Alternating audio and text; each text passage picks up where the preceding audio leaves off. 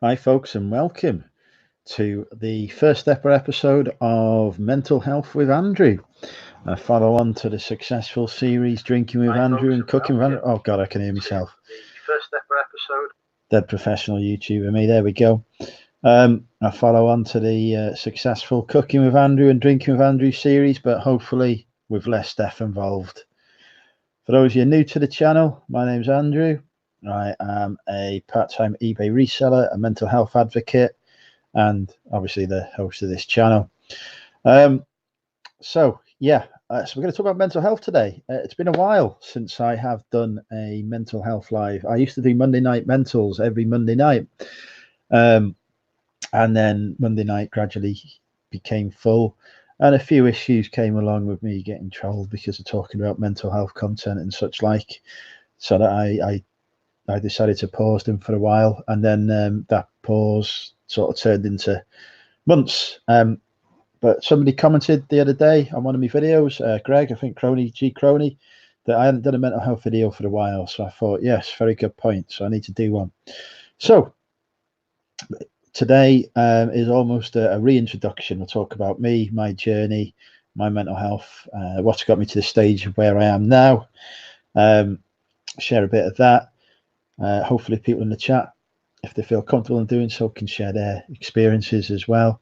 We can have a conversation around that, and then going forward, we'll do these fairly regularly. I can't promise weekly because work and eBay does get in the way, but try and do at least a couple a month, where we'll talk about a variety of different topics, and they'll all be live as well because I prefer live.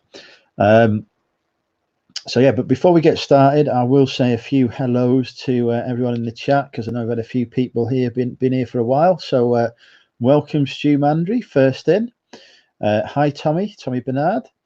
Hi, Dave, Deep Fried Deals. Hi, Rod, Pie Pickers.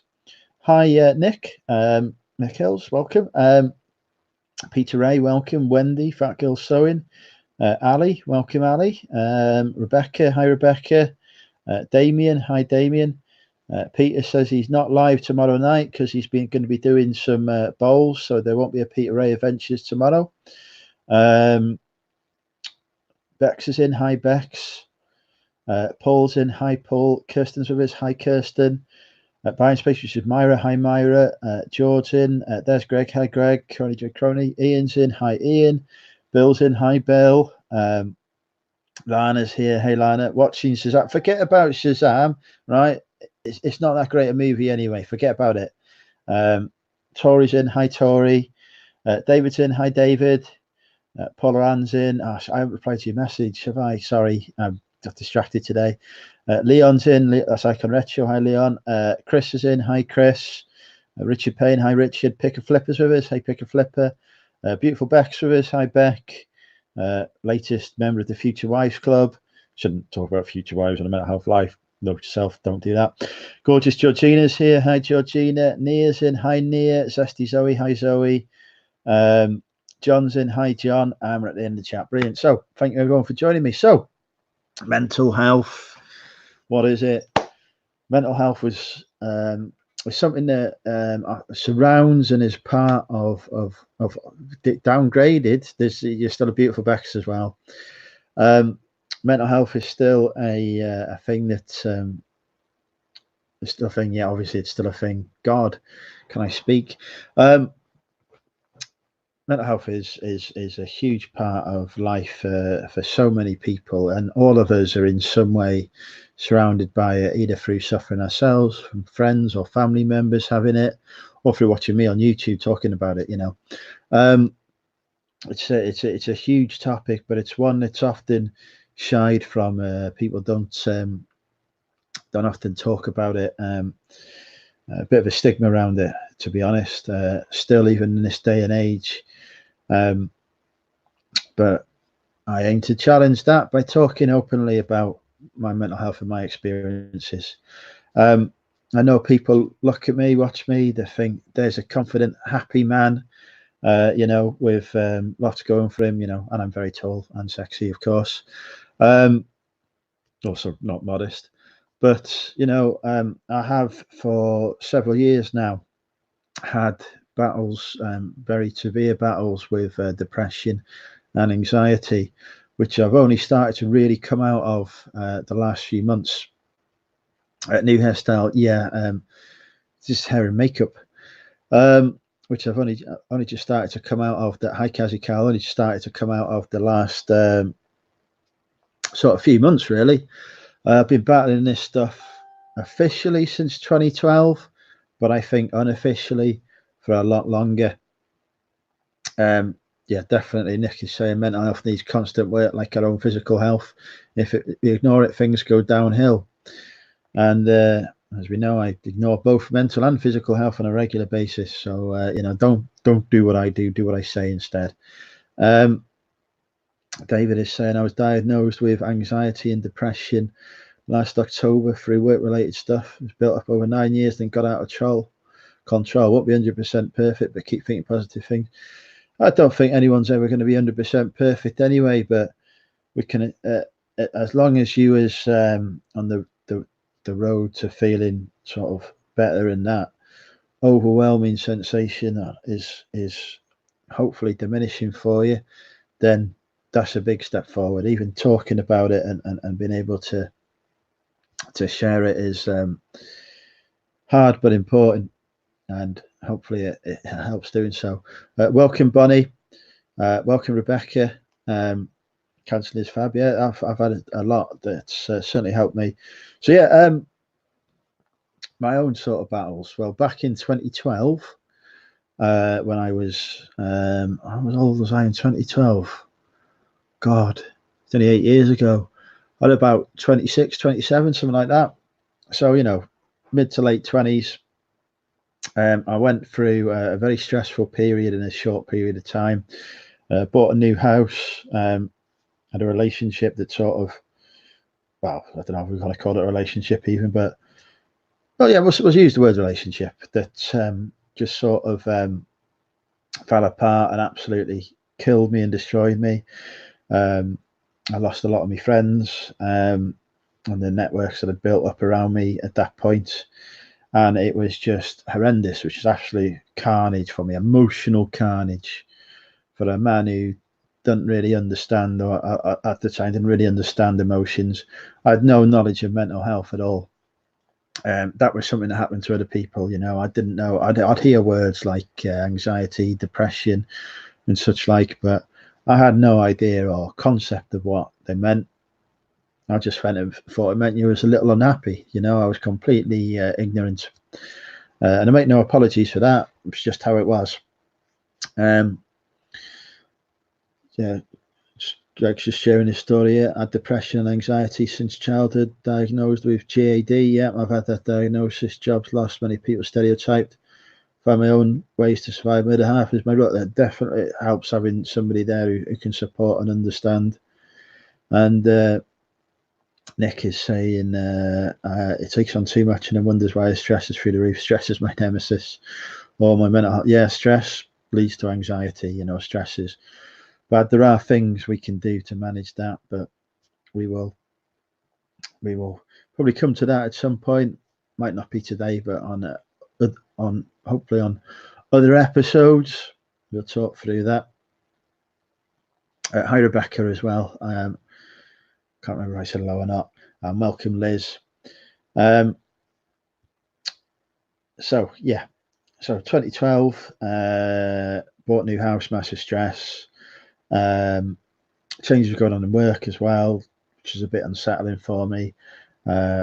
Relationship breakdowns and such like. So massive amounts of stress on my poor tiny mind. And there's often a trigger point that occurs to us as well when we're going through a mental health crisis. And for me, I had that trigger point. And on a night out, I don't know, I'm really happy on that night out as well. But I think the anxiety had been building for a while. I was having some of the symptoms, having frequent urination. I was going to the toilet like every half an hour and whatever. There were times when I couldn't leave the house even to go to the shops, but I was happy in myself, so I didn't recognize this as a sort of problem or a warning sign for me. But on this night out, dead happy, going really well. And then my friends were in the KFC. I left the KFC to go to use the toilet because, again, this frequent urination issue. I need to piss a lot, basically. So I had the toilet in the KFC was shut, so I had to go to the pub down the road. Went down there, did my business, come back, and my friends had all gone. There was no longer there waiting for me. So I rang them up to find where they are. Gone off in a taxi without me, left me alone. And that moment, that feeling of being alone and that isolation just suddenly hit me like a brick wall. Absolute brick wall. It was terrible. And then that was it. I ended up having an anxiety attack. I didn't sleep a full night's sleep for the next 6 months after that. Stuff going through my head like a constant whirlpool of emotions and thoughts. I was absolutely tortured. I remember even only a few days after that, driving down the road, and I was doing like 60, 70 down the road in an area where I should not have done so. And I was like, you need to slow, one side of the brain saying, yeah, you need to slow down here. And the other side of me is saying, well, I don't care what happens to me. I'm not interested. I don't care. And that was scary. I'd never felt like that before. But yeah, I was just completely off the rails, so to speak. And those feelings and sensations just sort of built up and up and up for months and months. And I remember it getting to the point where I was saying, I was even saying to some of my friends, some of the ones who were still speaking to me, that I think I need to go to the doctor. I think there's something wrong with me here. This isn't right. And they're going, oh, no, it's fine. You don't need to go to the doctor. You don't need medication or anything like that. You just need to find something to do. You're just bored. Yeah, but boredom don't make you mentally ill. It done. I couldn't focus. I couldn't even speak. I was physically shaking. I could not string a sentence together. Couldn't focus on anything at all. Wouldn't have been able to have this conversation today. So, I was in a bad place. Let's just catch up on the chat.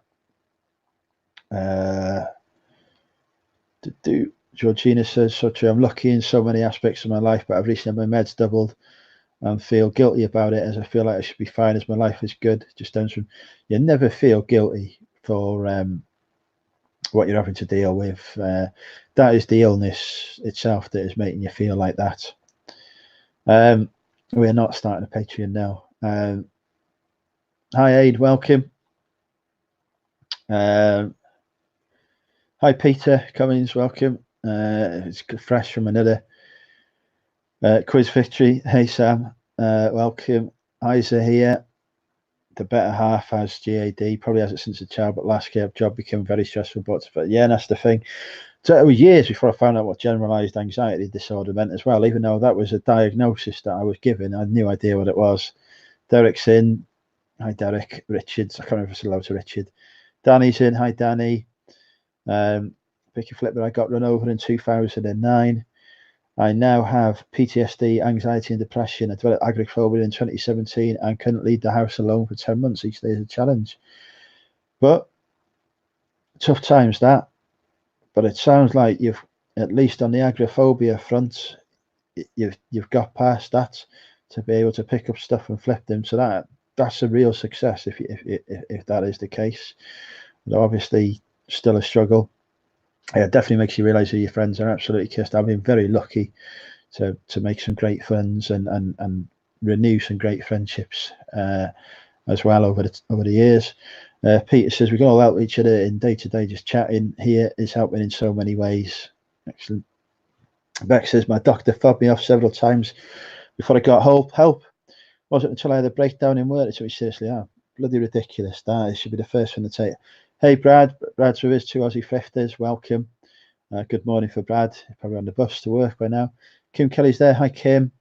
So I've made the end there. So 83 people watching. That is amazing. I can't believe it. Thank you, everyone. So I was saying to my friends, I said, like, there's something wrong here and I have to go to doctors. Oh, no, no, no, you don't need to do that. You're fine. You're just bored. You just haven't got enough to do. I know what you're like. You need to be active all the time. You're not active at the minute. And I'm like, I'm not active because I can't freaking string a sentence together. I go out the house, the first thing I want to do is turn around and run back inside. You know, I couldn't be out. I couldn't leave the house for more than half an hour at a time. You know, work was impossible for me to do. You know, I would be there like shaking like this, physically shaking all the time. It was, you know. So anyway, eventually I was like, right, I'm just going to ignore what everyone says to me because they're all bloody wrong. I'm used to being the only one right because, you know, I am arrogant, of course. So yeah, I was like, I'm not going to listen to anyone else anymore. I'm going to do what I think I need to do. So so I went to the doctors. Had this doctor, a male doctor. Not that I'm saying the gender makes any difference, but I had a male doctor, and he says, "Oh yeah." I said to him, "Look," he said, "You know, I don't know what's going on with me. I'm feeling really down. You know, suicidal, basically." I said, "You know, I'm having suicidal thoughts every day." I said, "I can't talk properly. You know, it's hard. Even coming out here has just been a nightmare for me. You know, it's horrible. I can't even stay still for a minute. You know, and I've always been a bit fidgety, full of energy, whatever. That's just my explosive personality, shall we say." Um, but yeah, so this is really bad. I was like, all right, yeah, it sounds like you've got generalized anxiety disorder and depression. I'll refer you to the mental health team. I was like, right, okay, is that it then? Yeah, they'll be in contact with you, and that was it. And I left there, and I was like, well, hang on, what the hell does this mean? He's given me this diagnosis, and I'm at the door. He's spoken to me for about 2 minutes. You know, it was ridiculous. So I went back home.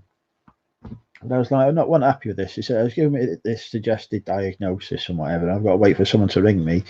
But you know, I'm feeling like bloody suicidal now. I need help now. I don't want to wait for somebody to ring me. So I got back on the phone to the doctors and kicked off. And I ended up seeing another doctor the following day, a lady doctor, and she was the total opposite to this bloke doctor. She was understanding. She was empathic or empathetic. I can never remember what word it was. You know, she was lovely.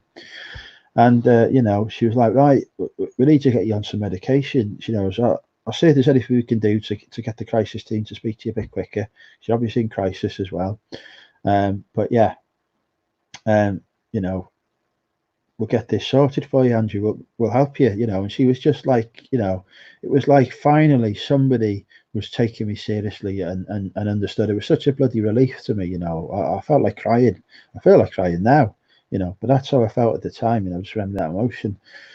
You know, it was just such a blessed relief to me, you know, and I'm straight down to the chemist there and pay me £7.50 for living in England at the time, so no free prescriptions, pay me £7.50 for some antidepressants. And, you know, I just felt that little bit better for having done that and having talked and shared that story. Well, they didn't even want to give me a pill, Bill, to be honest. That was the point. The first time. Hi, Mel, welcome.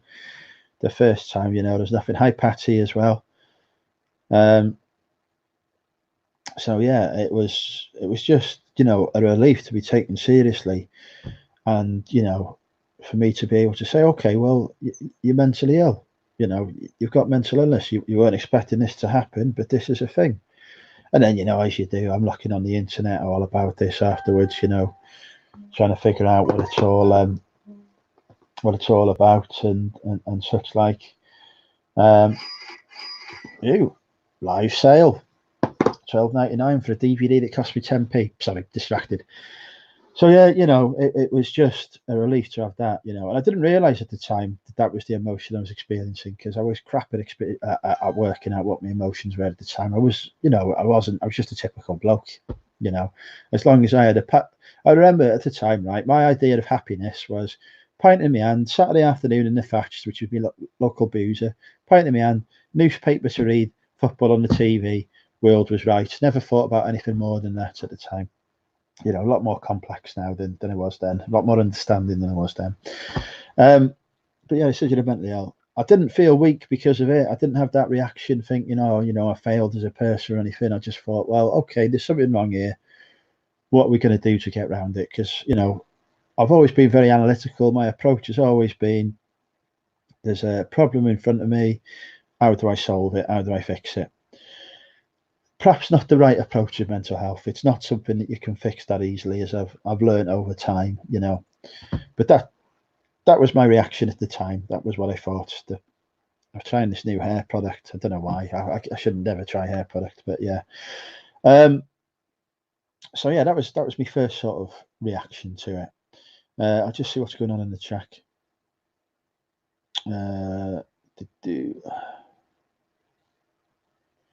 Beck's comment. What impact has YouTube? That is an interesting question. We may come to questions at the end, so we'll save that one. We're just going to go a bit through the journey. I'm conscious that Lainey is going live at 9 o'clock for the quiz, so I don't want to interrupt that quiz taking place. Peter saying teenage years, never had much confidence really due to where I looked, etc. But a lot of peer pressure. Got past it. I went to college, learned to drive, created a YouTube channel, never been more confident. A real inspiration there is Peter, the Peter Hayes Adventures. You know, do give Peter a subscribe and follow his journey. And David M, the car boot picker as well, another YouTuber who's struggling himself with some mental health issues.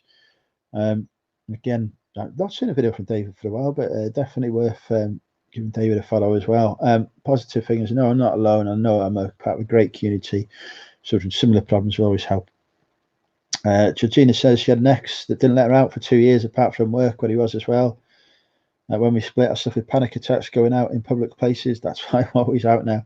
You see, you've got, you know, you talked earlier, Georgina, I know we talked about this privately as well. You talked earlier about, you know, feeling guilty for having to up your medication of late. But if you look at where you are and what you've done now since those experiences you had at your ex, you know, you was in bloody Greece the other day. You know, you survived your plane nearly splitting in two, you know, as it was described to me, you know, and your flight back and whatever, you know, you're out there traveling the world, you know, sending me fantastic gifts in the post as well. Unfortunately, not the naked ones I asked for, but, you know, joking.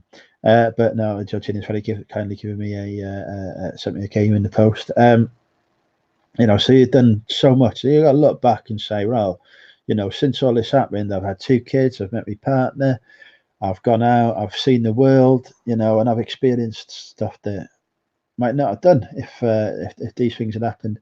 Hi Lisa, welcome. Hi Mel. Hi Patty.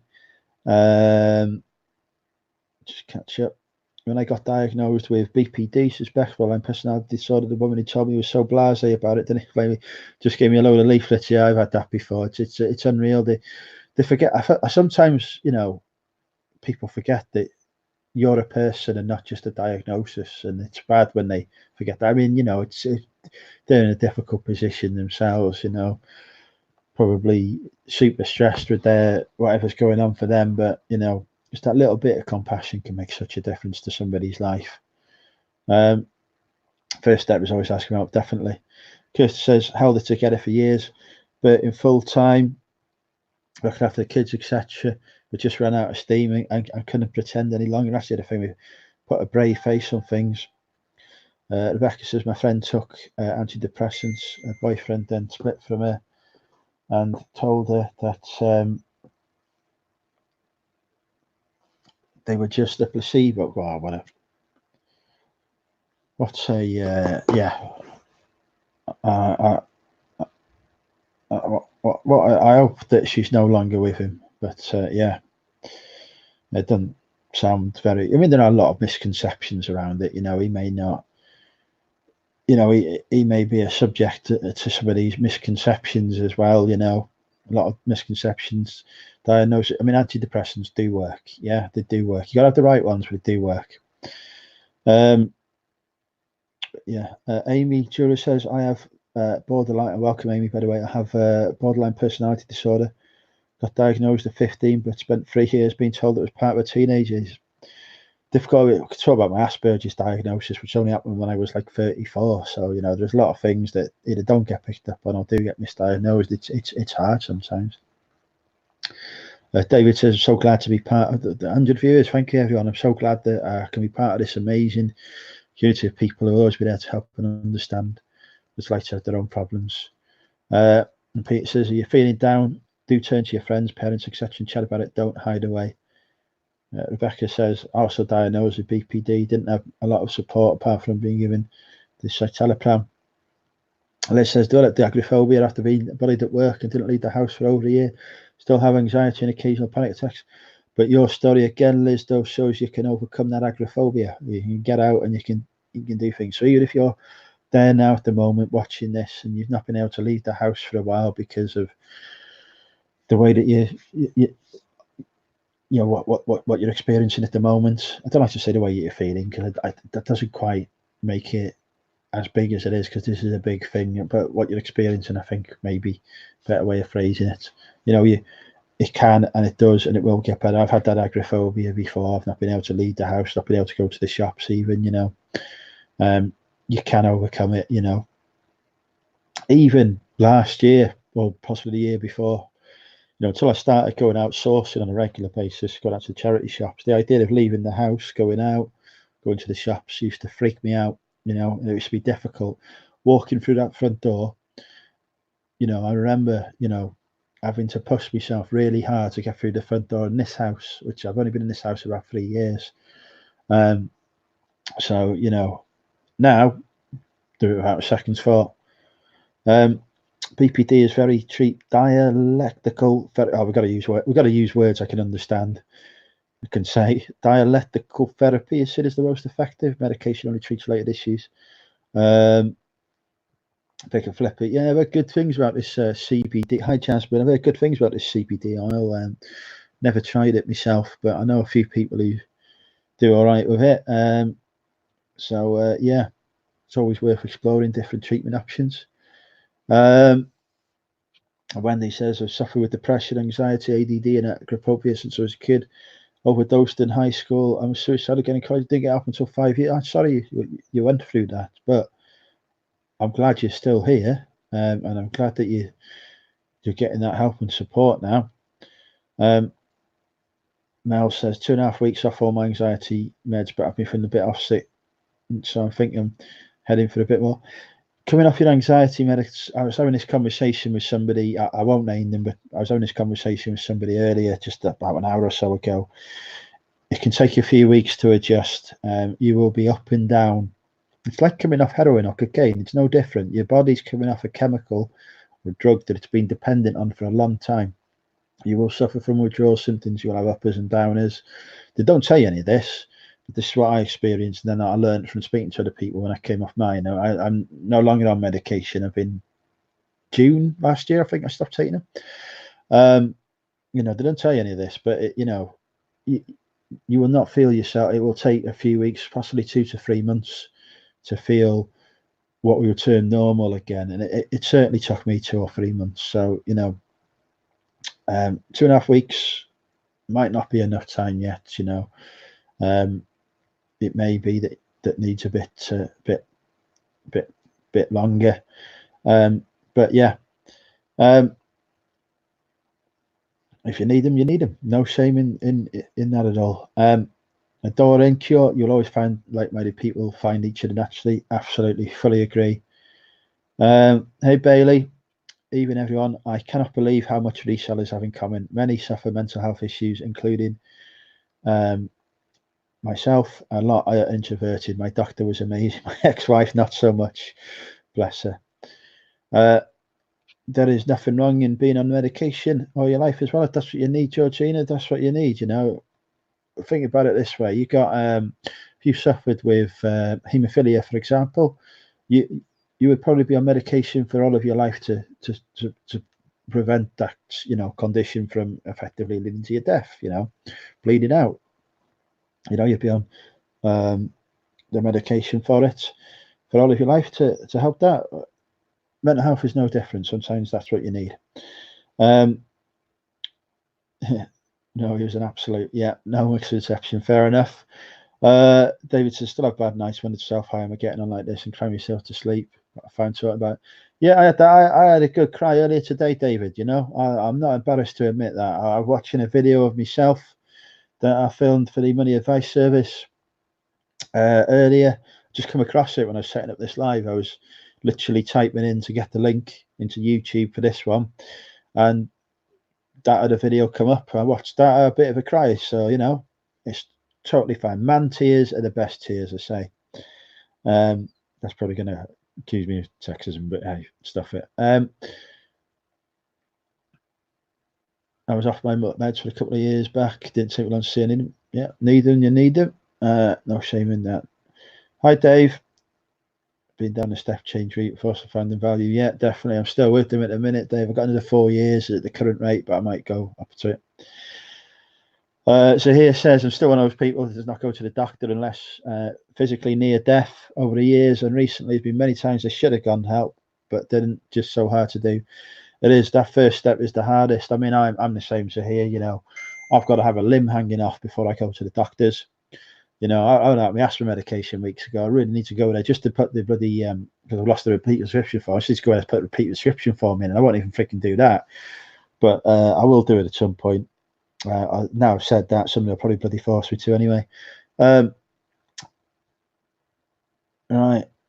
Kim says I have anxiety due to a high thyroid. Yeah, of course. There's the it can be a physical cause as well of what you're experiencing. So, you know, anxiety in particular can be physically caused because it's effectively physically there can be a lot of adrenaline in your system, and it could be a physical reason for that, which is leading to have anxiety. So another reason to get assessed by the doctor, so they can do blood tests, etc., to eliminate any physical causes, or treat any physical causes if it's a physical cause as well. So absolutely, and thank you, Kim, for sharing that, because I appreciate you saying how hard that is for you to share. God, I've missed our chat. Georgina, mine's a hormone imbalance. And just more man. Yeah.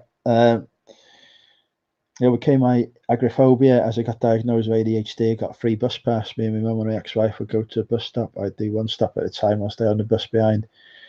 That is see, there you go. That must have been a hell of a challenge for you to go through that, but obviously worthwhile. You've done it. Regarding about, yeah, I'm able to detect, understand. So I can, not all the time, Dave, but you know, most times I can work it out. I'm higher up the spectrum than a lot of my fellow sufferers, fortunately. So yeah, I have a very sarcastic, dry sense of humour myself, so I can appreciate that. Jan, so hi Joanne, by the way, hi Joe. I think women find it easier. Oh, hi Michelle, sorry I missed you. Michelle, you don't have a spanner on my channel. How can I must be the only person in on YouTube that you haven't got a spanner on? Corrected now, of course. Andrew, regarding this page, yeah, so yeah, I can recognise sarcasm. Not all the time, you know. I have a positive outlook anyway. You know, if somebody says something to me, I like to, you know, think the best of them and what they've said. I was on medication for a year, come off it. It does get better. There are days when you're bad, you think you have to go back on them, but then you can push through it. The anxiety is still bad, and yeah, there will be bad days. You know, it's normal to have bad days anyway. Regardless, everyone has a bad day, no matter how good your mental health is. You know, be the happiest person in the world, healthiest person in the world. You know, if you witness, you know, if you're in a car crash or something, you're going to feel anxious. You know, just normal. Don't think I could even gone to any meetups, but for this community. And now Peter's at me. He's had the pleasure of meeting me twice at meetups. I was told 6 months, but I'm afraid to go off my medication as it would come back. It takes as long as it takes as well, David. That's the thing, you know. They say, "Oh, we'll give you this for a few months," but you know, I was on my medication for years. Oh, thank you, your best you, another beautiful lady from America. Got your own YouTube channel. You're incredibly, I say America, could be Canada, North America. We'll go North America. Incredibly brave for sharing everyone. Mental illness is great at isolating you and not sharing your story. Definitely, it definitely is. I said that it's good to talk, but I couldn't do counselling. I had to do things my own way.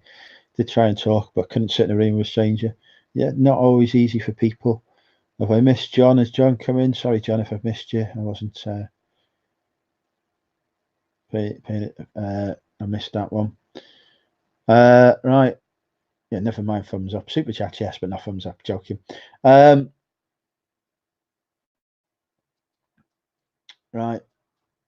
Okay, take care, David. Thanks for joining us. Right, yeah, anyway, so yeah, go to the doctors, get this diagnosis. Don't really know what it means. Spent the next few weeks, months getting medication. I had some CBT, but it was there's different scales of treatment you can get with the NHS over here, which is our sort of public health system in the UK.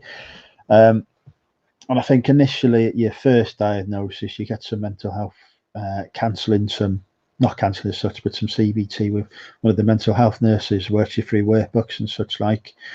That didn't really do anything for me, to be honest. That didn't help me at all. I ended up in a bad way, completely suicidal, where I reached the stage where I made the decision to end my life. I could not continue any longer. Yeah, things were not getting better.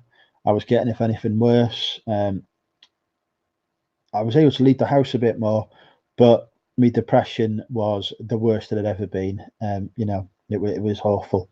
So that was it. I was going to end my life. You know, I'd had enough. I felt so worthwhile.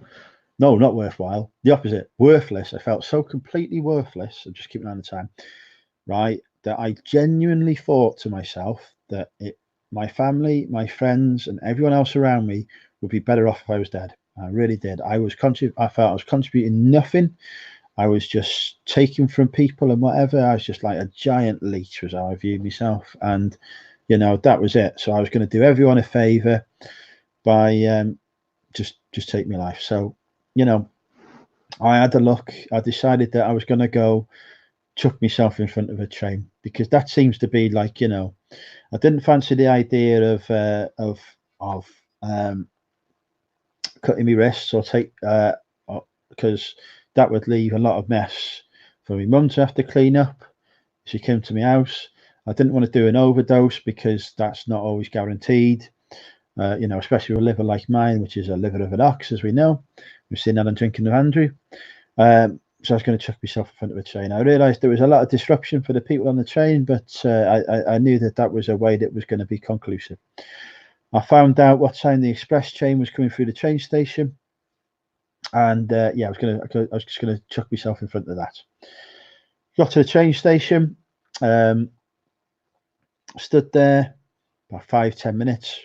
Bloody train didn't turn up. 25 minutes I was stood there waiting for this bloody train to come. Right, didn't turn up. I was so annoyed, right? Did the train not turn up? I was like, right, I'm going to go for a pint. I've had enough of waiting for this train. Even the flicking train car, I can't even kill myself properly, you know. That's it. It's ridiculous. You're a ridiculous man. So I went and got myself a pint. Sat down. So it's just as I ordered me pint, the freaking train come through. I was like, great. I can't even. I've missed the bloody train now. Stuff it. Drank me pint of cider. I thought, well, you may as well go home now. I went home and I thought, I started to, you know, think, well, you know, maybe this isn't the right idea. So I rung up my mate as I was driving home after one pint. Yeah, I do drive home after a pint. No more than a pint, but sometimes I'll have a pint and drive. You know, and to be in fairness, I wasn't intending to have a pint and drive home, you know, so but yeah, so on my way home, I thought I'd just ring me mate and go and say. I didn't tell him what had happened or anything. I just said, I pop round for a chat. And I popped round and we had a lovely conversation and whatever. And I just left there feeling a little bit better about myself. So I decided not to end my life that day. And then the next day, I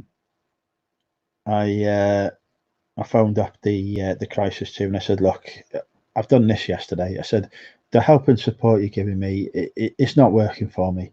We need to do something different. And then the next thing you know, they're putting me in front of one of their actual therapists, you know,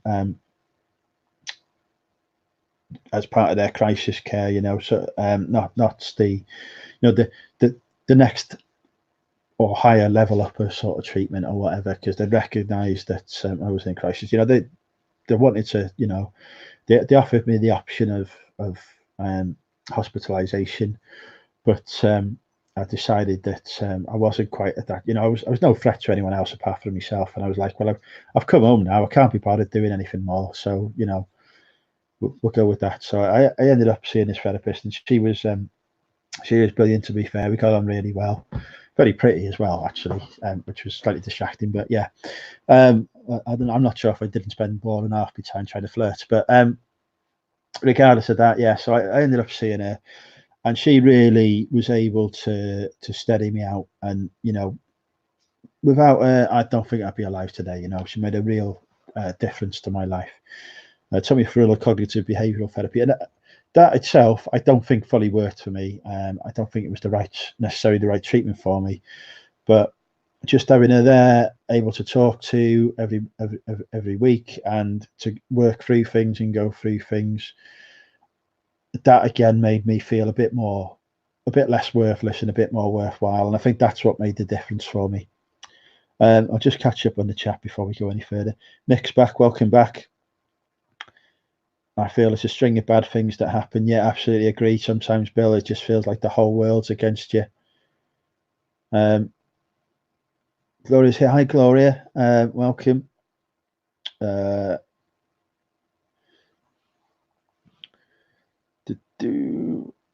see what's going on. I know there's things we need to speak about. Speaking about it makes it feel. Yeah. It's very, very hard. I'll tell you what made a difference for me. I'll try and remember to come on to that once I've read the chat in terms of doing it. But even speaking here, Gloria, that's a big step. And,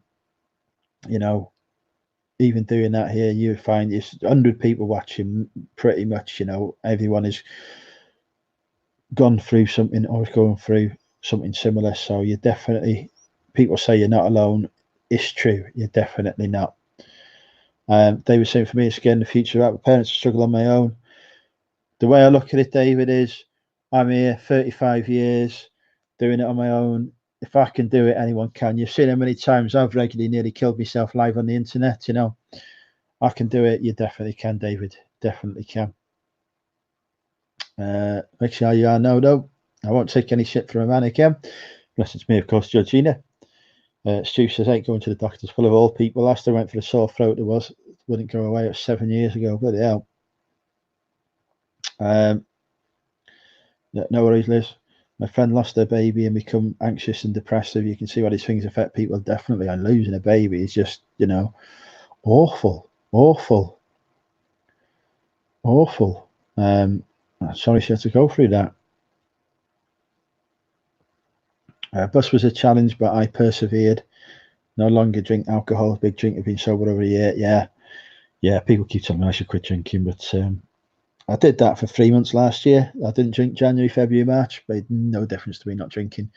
I thought at the very least I'd lose weight after 3 months of not drinking. I gained weight. I was like, Christ's sake.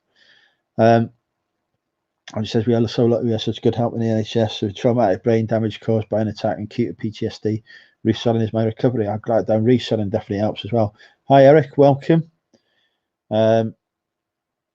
Once you received your autistic diagnosis, did you feel relieved? How long was it before you stopped blaming yourself? That came many years later, to be honest, Myra. Many years later. Probably something I will talk about on a separate live, I think. Definitely remind me of that in the future. I want to give me a big hug. Thank you, Bex. So cider may have saved your life. True story, Dave. Yes. In fact, that is how I look at it. Cider saved my life. Great mental health tag there for anyone who's got mental health issues. Drink cider. Yeah, no, definitely don't follow my example there. Biggest blessing of running late. I mean, to be fair, I don't know. It may have turned up and I may not have gone through it anyway. Chances are I wouldn't have done anyway. But yeah, fortunately, I followed every other train in my life and it turned up late. Small success every day. Do you ever think back to that time? Wonder about what time? I very rarely think back to that day, Nick, to be honest, purely because I get upset when I think back to it. So I try and avoid it. There have been times where I've been on a train though before and I've had that little bit of a flashback and it's given me a panic attack. But yeah, fully agree what you're saying, Nick. Thinking back to the lowest point scares me. When I fear bridges, yes, absolutely pick a flip it. When I'm on a bridge, right, I'm crossing a bridge, all I can think about is chucking myself off it. Even now, and I don't have suicidal thoughts, don't feel suicidal, don't really feel low. And low points, I was struggling with the SAD a bit over Christmas, the seasonal affective disorder. Was struggling with that a bit over Christmas, but you know, I wasn't feeling suicidal because of it or anything like that. So, you know, I don't have the suicidal thoughts that I did have anymore. But even now, going over a bridge, right, there's a bridge near me. Every time I go across it, I want to chuck myself off. I don't know why. It's just something about bridges. I want to chuck myself off them. Really weird, really scary thought to have. No worries, Victoria. Thank you. I remember feeling completely worthless as got 15 minutes, says Kirsten. Don't feel like the kids needing me. Bloody do need you, I can tell you that. Nobody can cope without their mums. True story. And how sad would our YouTube lives be without Andrew's chaos to watch? Exactly. Hey, Martina, welcome. One of the things that helped me out with Dark Hole was this reselling community, says Dave. I'm glad it has. And Zahir has been able to help as well. Hi, Sail Away. Anyone recommended behavior modification instead of psychoanalysis? I don't even know what the difference between the two is, to be honest, Myra. I think we use different terminology over here for these things. Good. There's always bad, but there's always good if you prefer good. Thank you, Selaway. The wonderful people, absolutely. What you've got to remember is after everything that you've now got me as a friend. Yeah, you're right, Stu. There are still some, you know, bad put. No, joking. No worries. Take care, Bex. Welcome, Adrian. I have a? I've missed that. I've skipped down the chat. I have a phrenology bust. I don't know what one of those is. Have half my skull replaced with metal. Upside, I won't need a hard hat and a bone sight. True. I look back on the train. My dad was in the police. He had to pick up a body cart from Train Jicks. One time he found a huge penis and thought, why would they jump when they had that? Fair enough. I'm always on the lookout now for anyone on bridges to help. Bless you. Lived with PTSD since 17 due to a major stroke, but the ironic thing is the stroke also saved me mental health because I knew the outcome of the stroke could have been worse. True. Aldi saved you. It wasn't Aldi cider. It was bloody cost me nearly £4 a pint. That bloody thing was as well. Rip off bastards at the train station. I've never been angry about that. And I was like, why are you getting angry about the cost of a pint? You're here to commit suicide and you're getting angry about the cost of a pint. You know, get some perspective. It was an amazing documentary about Golden Gate Bridge jumpers. Sounds more, but actually found it positive and really well made, well worth looking out for. Fair enough. I think you've been so open and honest with the thoughts you have. Most point yourself is your saving grace. I have many saving graces, Eric, including my good looks. That's your screen catcher at the start, Andrew. Increasing the height of the fronts on our bridge. Yeah, it's a serious problem. Right, yeah. So anyway, yeah. So yeah. So I got this support and it helped level me out. But you know, I also thought I need to reach out and talk to people. I need to stop isolating myself. So, you know, without even talking to a therapist about anything, I just decided to start blogging. And I wrote a blog, my first ever blog that I've written. It's still there on the internet, actually. I don't know where it is. No point asking me for a link to it. But you know, maybe I will find it. So, thank you, Peter. Thank you for the super chat. No need for do that, but thank you. Very much appreciate that. Thank you, Peter. That can go towards the StreamYard fees, so I can do more StreamYard lives. More me. So yeah, what was I going to say? Yeah, so I decided that I was going to write a blog about my experiences. And you know, the thing about writing a blog, right, or anything on the internet, is you can't just put it out there. You've got to share it. You know, you've got to get traffic to it because everyone's writing bloody blogs and whatever. So it's like, I want to write this story about what I've gone through, what I'm battling. And it wasn't about how I'd got better or whatever. It was about, this is what I'm going through at the minute. This is what I've been diagnosed with. I've still got it. I'm still suffering. I'm still suicidal, but I'm still here. You know, that was the purpose of it, you know. So I wrote this article and I thought, right, I need to share this. So what do I do? So I thought I'll just put a link on my Facebook. You know, a couple of people might read it. You know, on my Facebook. You know, I had a few hundred people on Facebook at the time, a couple hundred, whatever. So I put that link on. Didn't think anything about it. Went me dinner, whatever. Come back, and I just had like dozens of Facebook messages and comments and likes and whatever else. You know, my phone. You know, it's like that now because we're in a Facebook group, but this was back in 2012, 2013. You know, I didn't really even bother with Facebook much. And it was going mad. And, you know, I had text messages and phone calls and all sorts. Like, what the hell's going on here? And, like, basically it seemed like everyone on my Facebook list had just read that blog post, and they just like was staggered by it, you know, and they were so supportive, and like, you know, they just wanted to reach out and, you know, and share their experiences as well. But they just showed so much love for me from having done and published that. So that was another huge real turning point in my battle for me. The fact that I finally realized at that moment that I was not alone, that, you know, there were people out there who cared about me. I was not worthless. I meant a lot to these people, and they would be devastated if anything happened to me. Absolutely devastated, you know. And I didn't realize all of that support and friendship. I know I've perhaps been taking people for granted. I don't know, but I didn't realize all of that existed out there for me. You know, it was a real eye opener. And ever since then, ever since that moment, and I've had battles with suicide and another attempt in the future, which I might talk about. I'll have to do a part 2 of this now and realise, because we're running out of time. So I might have to come back and do like a part 2. But I've never forgotten that moment and what that meant to me as a person, you know, that support. And, you know, I've always known since then that Facebook is something I can turn to when I'm struggling, and that the friends that I've got there and in real life, not that Facebook isn't real life, because, you know, I do consider it to be part of my real life now, you know, but people online and offline, shall we say, that I can reach out to and turn to, you know, and if I hadn't done that, I'd never realized that. So, you know, that was a seminal moment for me. Big word, seminal. So yeah, that really helped me out. I'll just catch up with the chat. The problem of mental health seems to have risen a lot in the last 15 to 20 years. I think like social media being used for on purpose. See, I'm not sure if it has risen or whether awareness of it has risen, and people's ability to be open about it as well and to talk about it. Because a lot of the mental health issues professionals I've spoken to have said that, yeah, it appears to be on the rise. What actually is on the rise is that people are not locking things up away as much as they were in the past. People are talking around it. You know, they believe this has been a thing for decades, for centuries. But if you think, you know, back to Victorian times, you know, you'd be locked up in the nut house.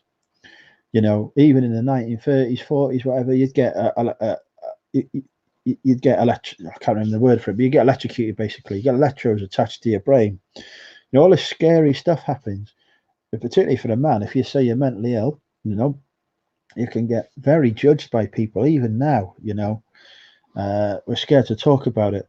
So I don't know if it's that the problem itself is on the rise, or that it's the fact that we're finally getting to the stage where we can be more open about it.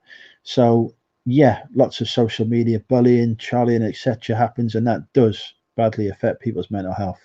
Right, I've suffered issues with stalking over the last few months, you know, that has really badly affected my mental health and threatened to push me down in a very bad place. But I decided to not let it. You know, I simply said, no, I've just come off medication. This is happening. Yes, it's making me anxious, but I'm not going to let this be the thing that pushes me back. And I just through that mindset, I was able to plow through it and get to the point now. But yeah, that wouldn't have been possible without social media. So yeah, there definitely some negatives to it.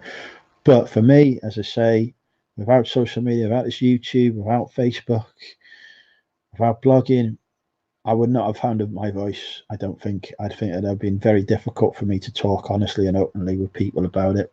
And now I can sit in a pub and talk about it to complete strangers with no issue whatsoever. You know, I'll get up in front of a crowd of people in a conference in work and talk about my battles and share those. You know, I'd not have been able to do that if I hadn't taken that step to share. So definitely worth looking at both sides there, I think. Thank you, Adrian. Thank you. My inbox is always open to you as well, Adrian. Although preferably without the capitals because that'll give me a headache. But yeah, for someone who has their issues, Andrew is always there to listen. Yes, definitely always listen. Can't promise I'll always reply because sometimes, like, I'll get a lot of messages, but don't think I'm ignoring you. Just message me again if I've missed something. When I had suicidal thoughts in my yeah, it can be a side effect of the medication as well. That's a weird thing, right? So they give you this medication. I'd have to go in a minute. They give you this medication to cure your suicidal thoughts, and one of the side effects of it is it may give you suicidal thoughts. If that happens, change medication. Hey PvP,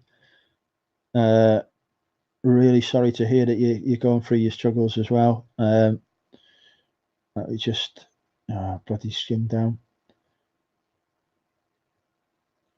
Bloody thing's gone mad. Right, I'm just going to catch up on the chat.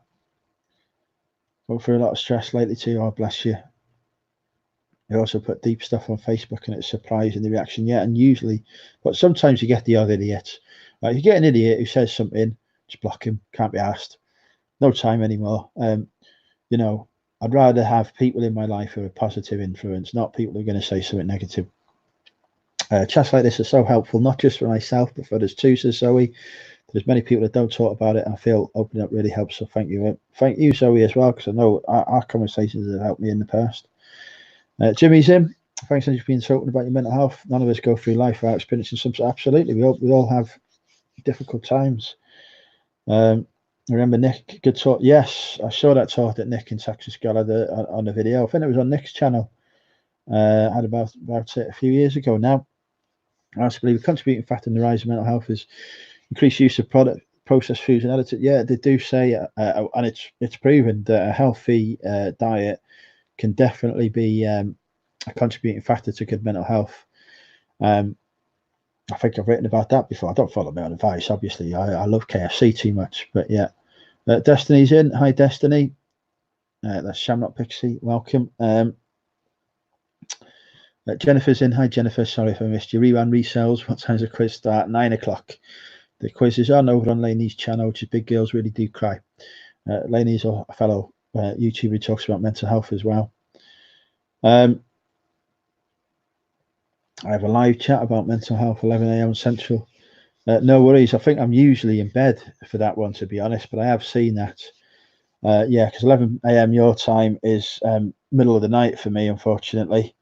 But I'm sure we can work something out. I got a letter through collection agency that I always twice as much as I do. Been paying it for over 3 years, but missed a few payments. The difficult things to deal with as well.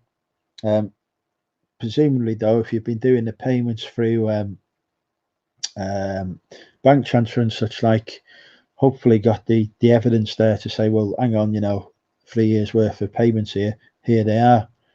I would hope and to fight that with. Mental health, I talk about a thing to be ashamed of, absolutely. If I'm outsourcing and start to point myself, telling the anxiety is not going to win, absolutely. Sometimes when I go out and there's a big crowd of people, I struggle with me anxiety and I get a panic attack. Except about 40, heart can have problems, liver can be in bad health, but brain and mental health is still too much a closed book, absolutely. You say about talking to people is key, definitely. Oh, thanks, Wendy. Thank you for the super chat there. Very much appreciated. Right. Not even at the end of the chat yet. I'm going to have to finish in a minute. I have to draw a line there because I don't want to interrupt ladies. Have you ever thought about becoming a mental health counsellor? I have not, purely because I haven't got the patience for it. The patience that those people have, true heroes. I'd be sat there listening to somebody talk about their problems, and I go, well, just dump him. If it was a relationship issue, say, dump him. Just get rid of him. Fuck him off and move on. Yeah, I'd end up making it worse. I really would. Yeah, I'm happy to talk and whatever, but I would not have the patience for it. I don't have that patience, but I have nothing respect for the people who do. Put on flux to see maybe on it that kill myself after 5 days, stopped them straight away. Yeah, I've had it before and it worked for me, but all of them have the similar do have side effects. The main account, how did that happen? I mean, the news yesterday, poor diet could take years off. No worries, will do. Okay, right. Okay, folks, we have to say goodbye now. Do head over and join Elaine's channel. Big Girls Really Do Cry. for a quiz now, which would be much more fun. I might join, I might not. I've discovered recently quizzes are starting to make me feel a bit anxious doing the online ones. I'm starting to get anxious doing them, so I don't know if I do it or not. But we'll see you there. I'll see you there. If not, I'm going to make some chili con carne with chips and rice just to make Kirsten happy. So thanks, folks. Thank you, everyone, for watching and making this such a great live. I will be back with another one at some point in the near future. So see you again. Bye for now, folks.